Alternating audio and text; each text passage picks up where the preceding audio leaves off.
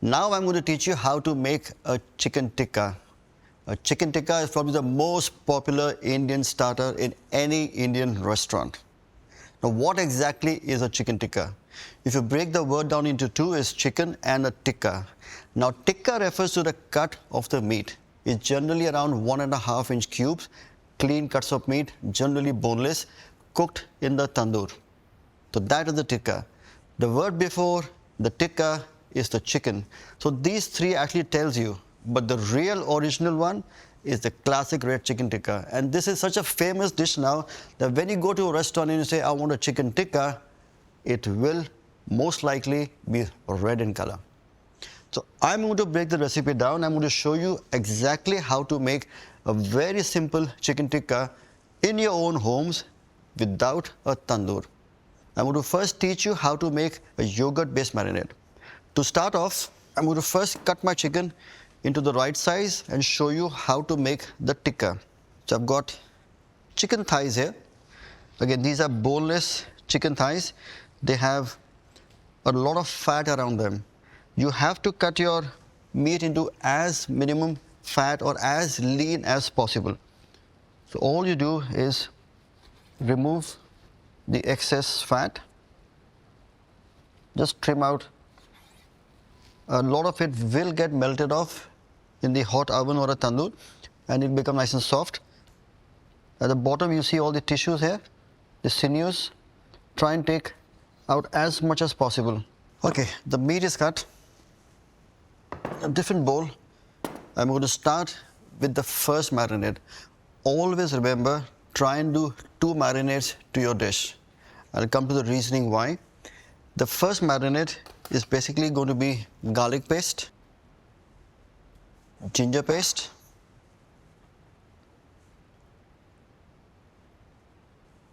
equal parts of garlic, equal parts of ginger, red chili paste,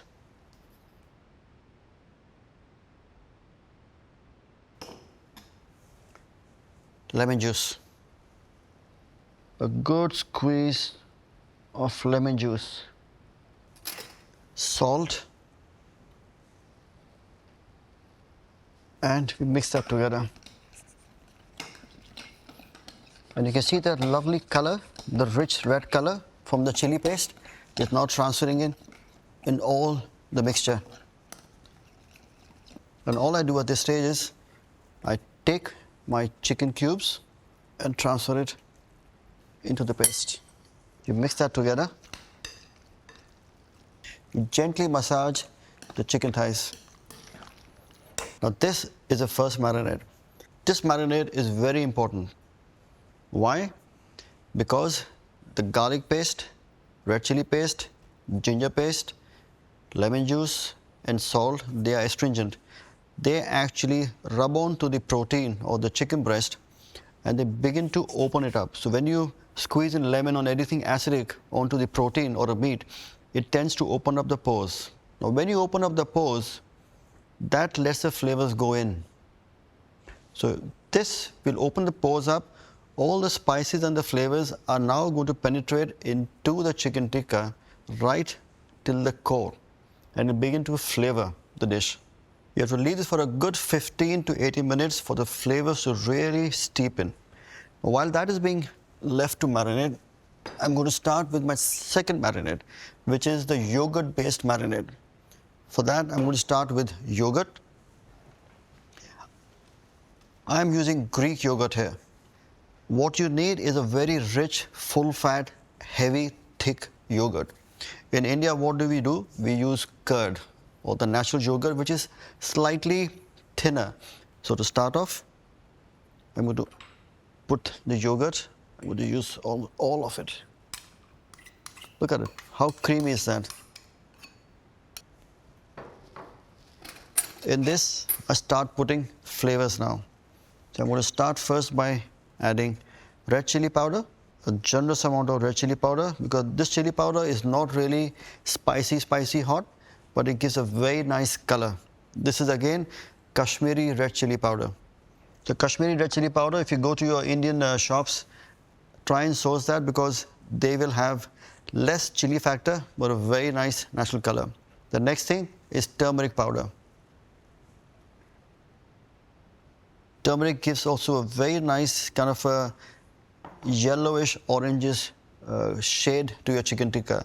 Also, if you look at the color combinations, the red and the yellow of the turmeric, when you mix it together, it brightens up the color of the red. Some cumin powder.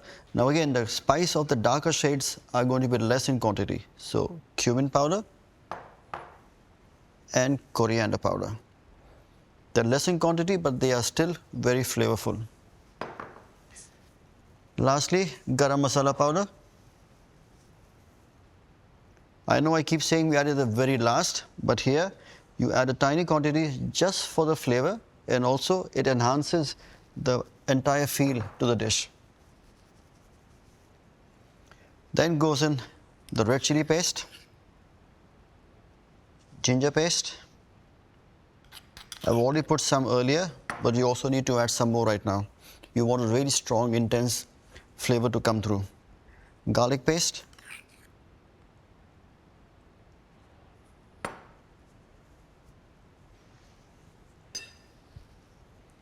And all you do now is whisk it together.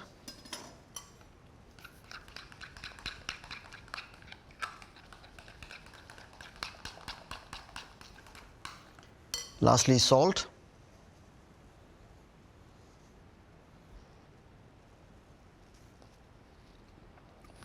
This lemon.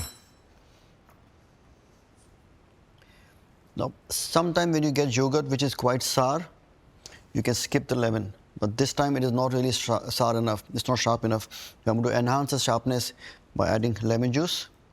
You can use lime juice, works perfectly fine. Mix that together.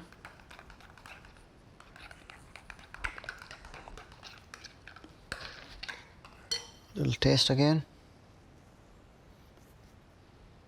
Wow, nice.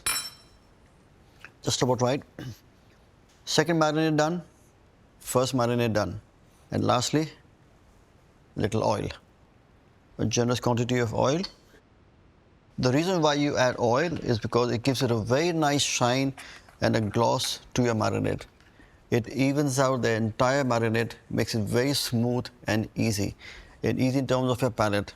Because this is all going to now stick to the chicken tikka. I'm going to stir that all together. This is now ready. All I will do at this stage is going to mix my chicken tikka with the marinade.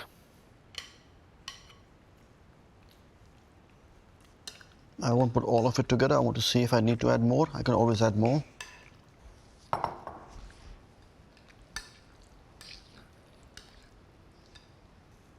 That's enough marinade just so that it covers the chicken and it soaks the chicken and lets it absorb. This has to be kept for at least 6 hours for it to absorb all the flavors. In that span of time, the chicken absorbs all the flavors of the masalas, of the spices, of the paste, and the flavor gets very deeply rooted. And that is actually how you marinate. Let's take off the cling film. Now, before you cook your chicken tikka, always bring it to room temperature. The chicken will always cook better. Now, because it has stayed into marinade for almost 6 hours, what has happened is the red color of the red chili paste and the red chili powder begins to ooze out. And you get a dish which is a lot more vibrant in color. So you see the color has slightly changed. It's become a bit more richer, which is exactly what I wanted. Okay, now how do you get the same essence of a chicken tikka in your own home without using a tandoor? So I'm going to teach you a very simple technique of how you can actually get almost similar results in your own homes by using a wire rack and a roasting tray. I'm going to keep that here. I'm going to move my chicken around. Let's do that here. Wire rack just sitting on top of a roasting tray. What you have to do is, because they're stayed in the marinade for 6 hours, the spices have settled down.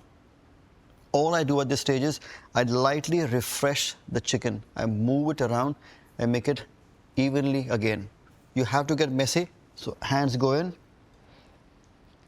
And then the pieces of chicken are going to go on to the wire rack. When you put your pieces of chicken on the wire rack, don't put them close together. Slightly distance them off. They will shrink a bit on cooking, which is perfectly natural and normal. The chicken tikka on the tray, it goes into a preheated oven at 200 degrees centigrade or 400 degrees Fahrenheit for approximately 13 to 15 minutes, or until the chicken tikka is cooked and has a very nice kind of a barbecue coating around it.